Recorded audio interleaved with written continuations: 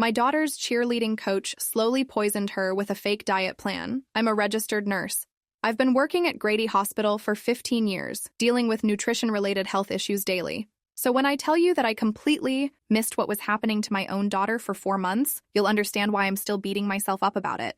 Chloe had been Lincoln High's star flyer since sophomore year. At 16, she could execute aerial stunts that made other teams jealous. Her coach, Deborah Miller, always praised her work ethic and natural talent. That's why I didn't question it when Coach Miller introduced what seemed like a legitimate sports nutrition program. The thing is, I was exhausted. My divorce had finalized 6 months earlier. I was working double shifts to cover the mortgage, and honestly, I was relieved when someone else took charge of Chloe's athletic development. Coach Miller had credentials, years of experience, and other parents seemed to trust her completely. When she announced that a sports nutrition specialist would be working with the team, it sounded professional. Cindy Rogers met with each girl, individually creating personalized meal plans. Chloe's plan looked comprehensive. Detailed portions, timing recommendations, specific brand supplements. I skimmed through it, noted the healthy-sounding ingredients, and figured this was exactly what serious athletes needed. The weight gain started gradually. 2 pounds the first month, which I attributed to muscle development. 5 pounds by month. 2, still within normal range for a growing teenager.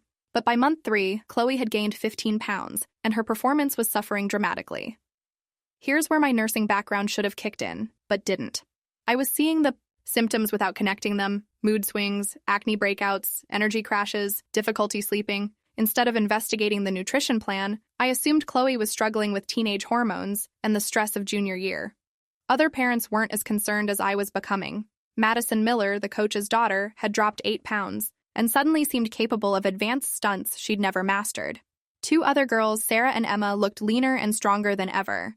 Only Chloe and one other girl, Jessica, seemed to be struggling, though Jessica's issues were less dramatic. The breaking point came during a parent conference. Coach Miller expressed genuine-seeming concern about Chloe's weight gain, suggesting she wasn't following the nutritionist's guidelines properly. She showed me comparison photos that were honestly shocking. My daughter looked completely different. That's when Coach Miller delivered the news that felt like a punch to the gut. For safety reasons, Chloe could no longer perform as the team's flyer. The weight gain made aerial stunts too dangerous for everyone involved. Madison Miller was announced as the new star flyer that same week. Update. Reading your comments helped me realize how obvious this should have been. Several nurses reached out saying they'd made similar mistakes with their own kids. Sometimes being too close to a situation makes you blind to it. That validation meant everything. The suspicion started small. As a nurse, I understood teenage metabolism, and Chloe's rapid weight gain while supposedly following a healthy eating plan didn't add up. I began documenting everything: her energy levels, skin condition, mood changes, and most importantly, her actual food intake. I started really examining what Chloe was eating. The meal plan looked legitimate on the surface, but when I calculated the actual calories, something felt off. The protein powder was chalky and overly sweet. The recommended energy bars were brands I'd never heard of, available only through specific online retailers. What really bothered me was the timeline. Madison Miller had struggled with basic tumbling for 2 years. She'd never successfully completed a back handspring sequence, yet suddenly she was performing at elite level. The improvement seemed almost superhuman. I decided to do what I should have done months earlier: verify Cindy Rogers' credentials. The licensing board search came back empty. No Cindy Rogers was registered as a nutritionist in Georgia. The certifications listed on her materials were from organizations that either didn't exist or had no record of her completion.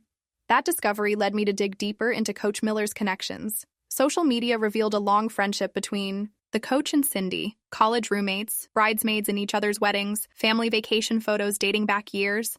This wasn't a professional referral. It was a favor between friends. But I still needed concrete proof of wrongdoing, not just suspicious circumstances. I scheduled an appointment with Dr. Rachel Martinez, Atlanta's top sports nutritionist, without telling anyone. I brought Chloe's complete meal plan, supplement list, and progress photos spanning the entire 4-month period. Dr. Martinez's reaction was immediate concern, not the dramatic gasping you see in movies, but the quiet, professional alarm of someone recognizing genuine harm. She methodically went through each component of Chloe's plan, explaining how the seemingly healthy recommendations were actually designed to promote weight gain. The protein powder contained massive amounts of maltodextrin, essentially sugar, that would spike insulin levels and promote fat storage. The timing recommendations were specifically designed to maximize weight gain, eating high glycemic foods before bed, consuming the largest meals when metabolism naturally slowed. Most disturbing were the supplements. Dr. Martinez identified ingredients that could disrupt hormonal balance in teenage girls, affecting everything from mood to metabolism. The combination wasn't just ineffective, it was actively harmful. She compared Chloe's plan to what other team members had received. I'd managed to get copies from Jessica's mom, who was also concerned about her daughter's struggles. The difference was stark. While Chloe and Jessica received weight gain protocols disguised as performance nutrition, the other girls got legitimate sports nutrition plans promoting lean muscle development. Dr. Martinez documented everything in a formal report, explaining that creating such a plan required specific knowledge of nutritional manipulation. This wasn't incompetence, it was deliberate sabotage. I knew I needed more evidence than expert opinion. Through a parent network, I learned that another mother had overheard a conversation between Coach Miller and Cindy at a local Starbucks. They'd been discussing timing and making the transition look natural. The mother hadn't understood the context then, but agreed to provide a written statement about what she'd witnessed. The breakthrough came from an unexpected source. Madison Miller, apparently feeling guilty about the situation, had confided in her best friend about feeling bad that Chloe was struggling. The friend's mother, who knew our family, approached me quietly with information about conversations she'd overheard. According to this second-hand account, Coach Miller had been planning this for months, frustrated that her daughter couldn't compete with Chloe's natural talent. The nutrition program was designed to level the playing field by sabotaging the competition while improving Madison's performance. I consulted with a lawyer about how to proceed. She advised building a more comprehensive case before making accusations, especially given the potential legal ramifications for everyone involved. Update. Some of you warned about the legal dangers of making accusations without ironclad proof. My lawyer echoed those concerns and helped me understand how to present evidence properly while protecting our family from potential retaliation.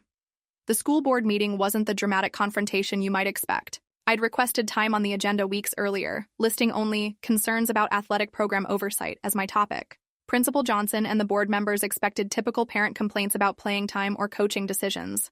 I arrived with Dr. Martinez, my lawyer, and 2 other concerned parents whose daughters had also been affected, though less severely than Chloe. Coach Miller sat with her husband, looking confident and slightly annoyed at having to attend another parent complaint session. My presentation was methodical, not emotional. I started with timeline documentation, Chloe's performance history, the introduction of the nutrition program, and the systematic changes in her health and athletic ability. The board listened politely, probably expecting this to lead to typical sports politics. Then I revealed that Cindy Rogers wasn't a licensed nutritionist. I presented documentation from the state licensing board showing no record of her credentials. Several board members looked surprised, but not yet alarmed. This could have been an administrative oversight. Dr. Martinez's analysis of the meal plan was what changed the room's atmosphere. She methodically explained how each component was designed to cause weight gain and hormonal disruption. Board members began taking notes and asking clarifying questions as they understood the implications. The financial connections between Coach Miller and the fake nutritionist drew concerned murmurs, but the real impact came when I presented the witness statements about overheard conversations discussing plans to help Madison compete. Coach Miller's response was predictable. She denied wrongdoing, claimed misunderstandings, and suggested I was an overly emotional mother looking for someone to blame for my daughter's struggles. She painted herself as a dedicated coach being attacked by a vindictive parent. The board didn't make immediate decisions. They voted to suspend Coach Miller pending a full investigation and hired an independent firm to review the entire athletic program. The process took 6 weeks, during which our family faced significant community backlash. Many parents supported Coach Miller, viewing our accusations as an attack on a beloved figure. Some suggested I was mentally unstable, pointing out that other girls had thrived under the same program.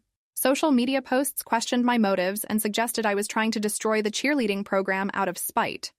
The investigation ultimately vindicated our claims. The independent review found multiple policy violations, inadequate oversight, and evidence supporting deliberate manipulation of student health. Coach Miller was terminated, though she avoided criminal charges through a plea agreement that included restitution and community service. 2 years later, our lives have found a new normal, though the experience fundamentally changed our family's relationship with institutional trust. Chloe successfully reversed the metabolic damage with Dr. Martinez's help, returning to competitive weight within 8 months. She's now a senior, leading a rebuilt cheerleading program under new coaching staff. The legal settlements covered medical expenses and established a college fund, though the process was lengthy and emotionally draining. More importantly, Lincoln High implemented comprehensive policies requiring background checks and credential verification for all outside professionals working with students. Chloe's psychological recovery has been more complex than her physical healing. She's developed healthy skepticism about authority figures and now questions any changes to her training or nutrition. While this vigilance will serve her well in college and beyond, it represents a loss of innocence that still breaks my heart.